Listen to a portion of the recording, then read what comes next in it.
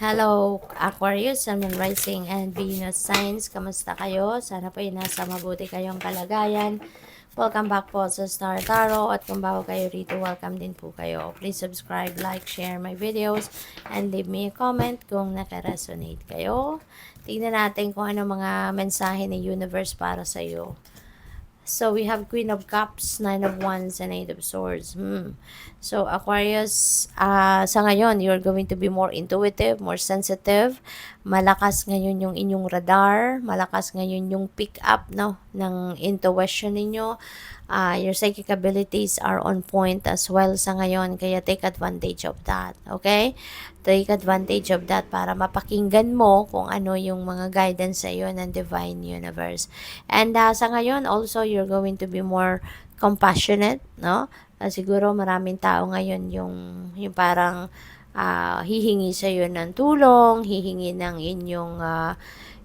ng tulong, maaring may mga tao dito na maghihingi ng inyong opinyon, maghihingi ng inyong suporta, yung mga ganun ba, no? Kasi nga, maawain ka, matulungin ka, supportive ka, kaya maaring ikaw yung go-to person ng mga tao nangangailangan. So, at ibibigay mo din naman yan, ano, you have a very, kind heart, 'di ba? Kaya hindi mo din naman hinihindihan ng mga taong ito. With the Nine of Wands, no, kailangan lang din na importante din na mag-set ka ng inyong healthy personal boundaries para hindi rin maabuso yung inyong pagiging compassionate, okay? Kailangan mo din protektahan ang energy mo kasi in the end, baka kayo yung madrain, 'di ba? Sa pagbibigay at pagbibigay mo, baka kayo naman ang madrain. Kaya nga importante na you are also going to build your personal healthy boundaries para nang sa ganun, maano mo siya. Tawag dito, yung bang makontrol mo, no? Then, yung mga tao sa paligid mo kasi baka mamaya ikaw ay maabuso na ng maabuso, no? So, dapat alam mo din yung limitasyon mo para sa kanila at maging aware din sila sa limitasyon nila, no? Then, para sa'yo. Alright? At isa pa, no, we have the Eight of Swords as well. So, siguro ang iba sa inyo dito, nafo-frustrate na, nagkaka-anxiety na. Kasi baka, no, there is a tendency siguro talaga dito na sa sobrang kabaitan mo, baka nga ang iba sa inyo umaabuso na. No?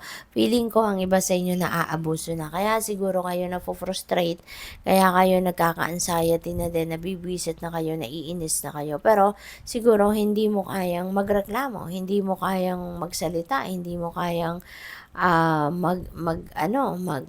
hindi mo kayang hindian ang mga taong ito.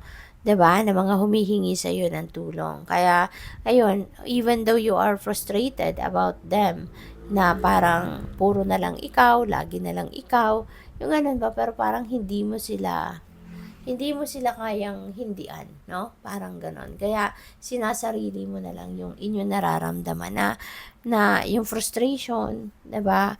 Makakinakausap mo na lang yung sarili mo na I'm frustrated about them, pero hindi mo sila kayang pagsabihan, hindi mo sila kayang hindian, no?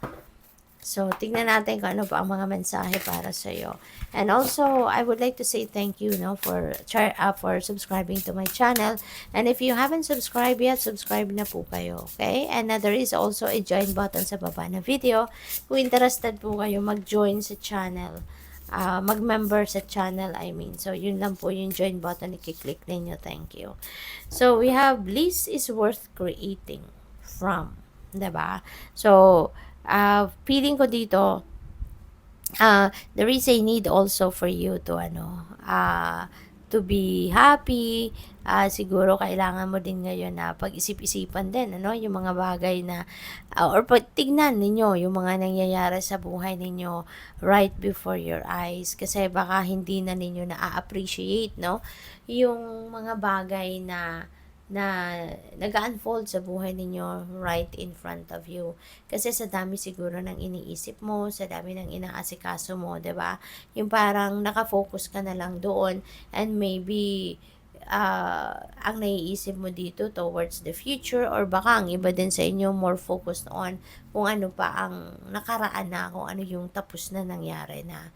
'Di ba? So, learn to appreciate also what is happening right before your eyes sa ngayon. Okay? Para maging masaya ka, kahit simpleng bagay kasi na nangyayari right before your eyes, 'di ba? If you are going to focus on them, no, kahit maliit na bagay, may makikita mo din, no, pag na-appreciate mo, magiging masaya ka din kahit simpleng pangyayari lang yan.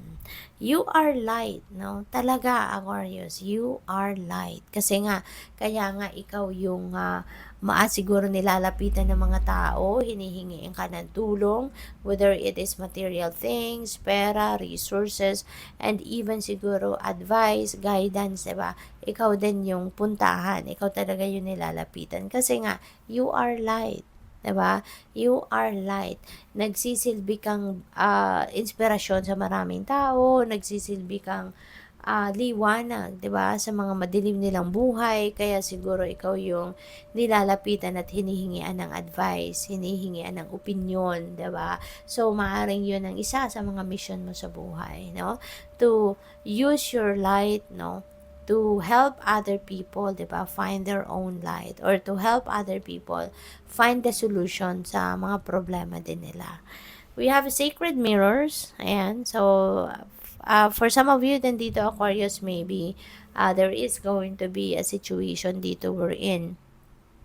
Mas makikilala mo yung sarili mo because you will be able to see yourself sa ibang tao. Maaaring meron ka dito makakasama, makaka meron kang puwedeng kaibigan mo 'to, katrabaho or stranger, 'no, na maoobserbahan mo na, "Teka lang, parang ako yun, Parang yung ginagawa niya, kung ano yung ginagawa niya sa mga taong nakakasalamuha niya, parang gano'n ka rin."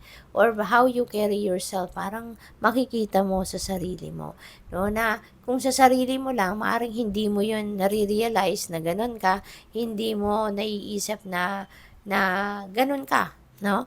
Hindi mo masyadong kilala yung sarili mo, pero makikita mo yan sa ibang tao at dun mo mare-realize na, "Ay wow, parang ako lang yun, Ganun din ako, parang ganun din ang ginagawa ko, ganun din ako, makipag-usap, ganun ko din i-carry yung sarili ko." So, parang doon mo lang mare-realize yung sarili mo. Parang doon mo lang makikilala yung sarili mo lalo, 'no? So, good luck sa'yo.